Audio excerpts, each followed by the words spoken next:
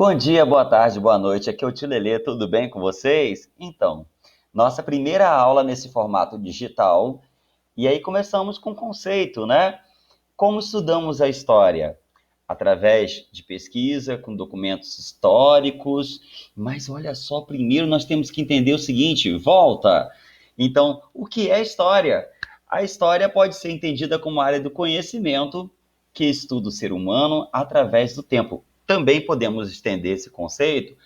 Seguinte, é uma ciência que estuda o passado. Estuda o passado para quê? Com qual objetivo? Para entender o presente, para evitar que muitos problemas venham a se repetir no presente, certo? Vamos continuar nosso entendimento. Então, nós já vimos aí que estudamos através de documentos históricos. Esses documentos podem ser o que, tio Lelê? Olha só, podem ser através dos livros e internet, pode ser também através de livros na biblioteca, né? Uma pesquisa mais tradicional, visita museus, análise de imagens. Então, a história, ela trabalha com fontes, né? Chamadas fontes históricas. Então, vamos lá. E o historiador, quem trabalha a história, que cientista é esse? É o historiador. Então, ele estuda, pesquisa ou escreve sobre a história, certo? Bem, historiadores são profissionais que reúnem documentos, dados, situam os fatos em seu contexto, reconstroem, interpretam e analisam o passado de indivíduos, grupos, movimentos sociais, instituições, regiões, cultura, arte, ideia, costumes, que abrangem todos os aspectos da história. E aí, gente, só antes de terminarmos esse ponto aqui, a gente voltar aqui, essa análise, essa compreensão da história, ela é muito importante que o professor se distancie um pouco das suas ideias, né, para que ele possa realmente entender e explicar os fatos em si. Não é fácil não, tá? Bem, vamos lá.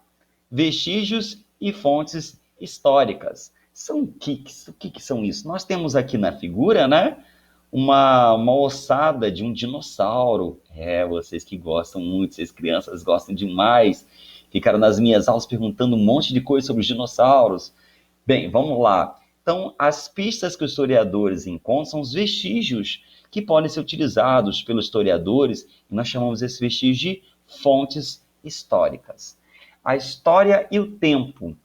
A ideia de tempo é muito importante para o conhecimento histórico. Durante milhares de anos, os seres humanos organizaram sua vida conforme o tempo da natureza, observando os períodos de chuvas, secas, frio e calor e as mudanças lunares. Nós temos aí, uma forma de contar o tempo, uma forma muito simples, é um relógio solar. Estão vendo aí? É um relógio solar. Vamos lá. Nós temos aqui a ampulheta, né? Uma forma também milenar de se contar a história. Os egípcios faziam isso, os mesopotâmicos. Opa, daqui a pouco nós vamos falar sobre eles. Que nós temos outro calendário, né? Solar também de animais, enfim. Olha, outra forma aqui de contar o tempo, um relógio, né? Um relógio antigo de pêndulo, né? Ding dong, ding dong. Pois é, vamos lá. Nós temos o calendário. O calendário era um livro que surgiu para organizar o pagamento dos impostos anuais. Pois é, antigamente lá, há 12 mil anos atrás, quando surgiu a Revolução Neolítica, surgiu a agricultura, a pecuária, os homens tiveram que ser obrigados a montar um livro e organizar as atividades, né, o pagamento de impostos e tudo mais. Então, galerinha minha, estamos aqui, nós paramos falando sobre a importância do calendário, né, de organizar as tarefas do dia a dia. Então, para isso que os homens criaram o calendário, né, para organizar as tarefas, as atividades do dia a dia, né? Então, organizaram em hora, dia, mês, ano, século. Bem, para o historiador, o tempo é um dado fundamental. Ele é a matéria-prima para poder começar a compreender, né, o passado. Vamos lá. Bem, desde o surgimento da humanidade, muita coisa aconteceu em diferentes lugares do mundo, como a descoberta do fogo, da roda, o desenvolvimento da agricultura, do teatro, revoluções, guerras, invenção da máquina a vapor. Uf, tantas coisas, né? Então, aí tem um quadrinho, uma chargezinha, olha que linda, cara, olha só que legal. O homem, o hominídeo lá, né, produzindo fogo, botando assim, querido, acabei de descobrir o fogo. Que bom, querido, agora os irmãos vão entender melhor o que é o inferno. Brincadeira, né, gente? Então, é uma chargezinha mostrando as diferenças entre homens e mulheres, né? É uma brincadeira de hoje, mas da importância de como que o fogo foi importante para revolucionou a forma de viver dos primeiros hominídeos e até hoje, né? Bem, vamos lá. O desenvolvimento da agricultura. Quando que aconteceu isso? Aproximadamente há 12 mil anos atrás, cerca de 10 mil anos antes de Cristo. Uhum. Então, o que aconteceu? Os hominídeos começaram a domesticar as primeiras espécies de plantas e de animais. Nós, historiadores, chamamos isso de Revolução Neolítica.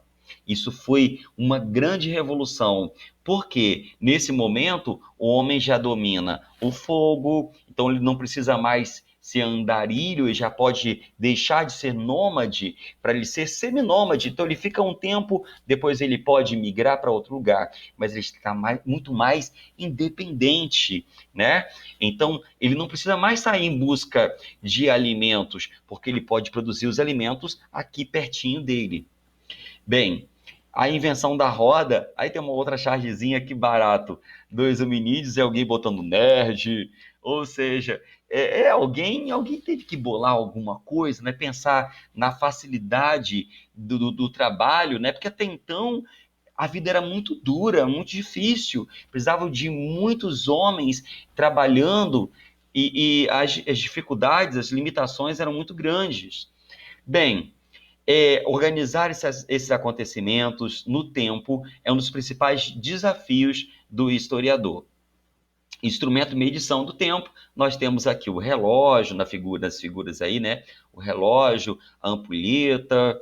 Bem, observando os fenômenos da natureza e os astros celestes, o homem aprendeu a calcular a duração do dia e da noite, a mudança das estações e a chegada de um ano.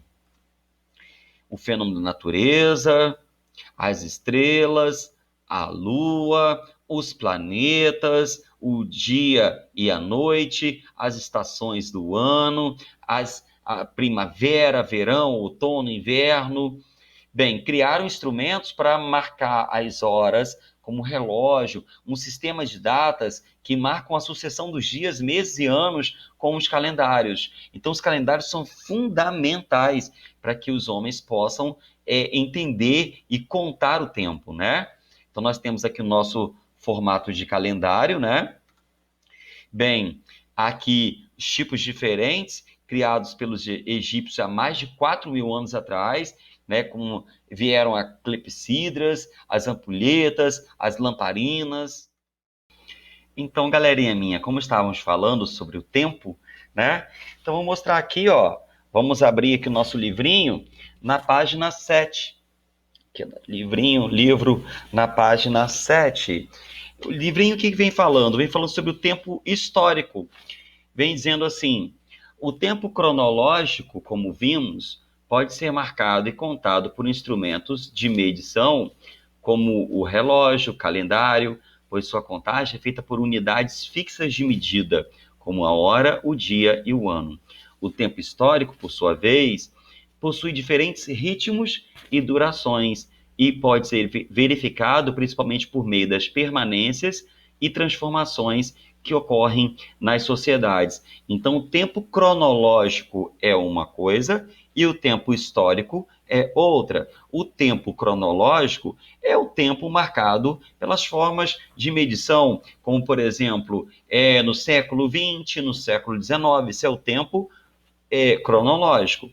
O tempo histórico já é por meio das mudanças e permanências da história, daquilo que a gente vai estudar dentro das curtas, médias e longos períodos de duração. Então, por exemplo, nós temos aqui, ó, em curta duração, os eventos breves, como uma greve de trabalhadores, como uma disputa esportiva, um campeonato esportivo, assinatura de uma lei. Média duração, nós temos a crise econômica, a duração de um reinado, de um monarca, de um rei, e por aí vai. E de longa duração, já que demoram mais tempo, né, como a escravidão no Brasil, durou cerca de 350 anos. Então, é importante observar que os acontecimentos históricos, apesar de terem diferentes durações, estão interligados. Então, o tempo cronológico ele está interligado com o tempo histórico. E eles estão interligados e podem ser simultâneos. Por isso, o historiador, ao analisá-los, precisa levar em conta essas durações. Beleza? Então, tinha que passar por isso aí para explicar a vocês. Eu não posso pular assunto, né? E, principalmente, mostrar a vocês o nosso livrinho. Vem trazendo aqui todo o material, certo? Eu estou escolhendo aqui, usando o slide, e depois eu vou usar também junto o nosso livro didático. Muito bom. Vamos continuar, então, aí. Aí nós temos uma imagem, né, do horário de verão, a forma de contar o tempo, né? Vocês observem que o horário de verão é um horário político. O governo cria assim, olha, a partir de tal data nós vamos aumentar 1 hora. Determinado período, né, passado o verão, ele manda a gente desacelerar, atrasar o relógio, né? Desacelerar não, atrasar o relógio. Então, a forma de contar o tempo tem várias razões, tem várias explicações. Vamos lá. É possível dividir os acontecimentos históricos em 3 dimensões temporais. Então, breve ou curta duração. Nós já falamos sobre isso, então eu vou só avançar, tá bom? Aqui de média, como deu exemplo aqui, ó, a eleição de um presidente, né, um campeonato de futebol. De longa duração, escravidão no Brasil, ditadura militar ou revolução militar, né? Bem, é importante levar em consideração o tempo cronológico para compreender esses acontecimentos, certo? Então, um está ligado ao outro. Apenas datando o começo e o fim de um acontecimento, é possível saber sua dimensão, se durou pouco ou muito, se ocorreu antes, depois ou no mesmo tempo de outros acontecimentos, beleza? Então, paramos por aqui, né? Voltamos, então, avançamos numa próxima aula, beleza? Beleza? Beijinho nas crianças.